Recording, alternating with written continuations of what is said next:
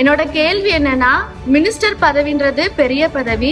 நீங்க எந்த ஸ்கூலுக்கு போனாலும் டீச்சர்ஸோட சேர்ல உட்காராம ஸ்டூடெண்ட்ஸோட அவங்க பெஞ்ச்ல உட்கார்ந்து சேர்ந்து இருக்கீங்க. ஏன் சார்?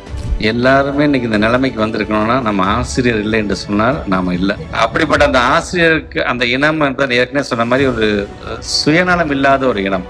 அவங்களுக்கான இடத்துக்குள்ள உட்காரத்துக்குன்னா அதுக்கான முதல்ல நமக்குலாம் ஒரு தகுதி வேணும். அதனாலதான் ஆசிரியர்கள் அது ஹெச்எம்ஸ் ஆகிறதாலும் சரி, அது கிளாஸ் ரூம்ல டீச்சர்ஸ் ஆகிறதாலும் சரி.